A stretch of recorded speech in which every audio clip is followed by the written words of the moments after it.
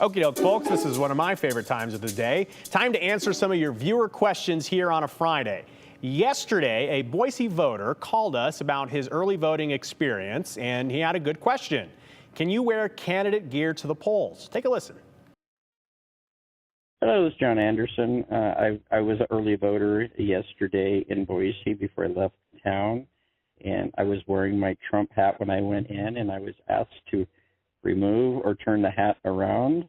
And I just didn't know if that was something that they're doing to everyone, or you're not allowed to wear a candidate's clothing or attire when you go to vote. Okay, so this is a great question. We appreciate the voicemail. So to answer your question, no, you're not allowed to wear candidate gear to the polls. According to Idaho law, voting locations are considered neutral, nonpartisan places.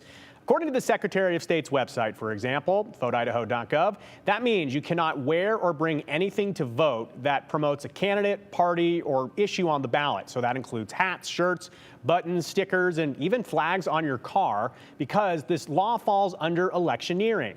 Idaho code says within a polling place or building where an election is being held, or 250 feet within a polling or voting location, you cannot do any electioneering, which does include advocating for or against a candidate, and that means you can't wear the shirt. So if you do happen to do any electioneering, intentionally or not, like wearing a candidate's gear to the poll, Idaho law says that poll workers and election officials will address it and ask you to remove the items or contact law enforcement if there's a need. Hopefully there's not.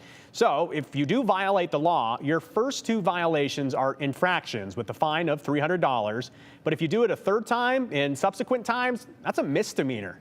So we're happy that you got off easy this time. They were very kind to just ask you to turn it around. But next time, just leave it in the car. But now you know. So there you go.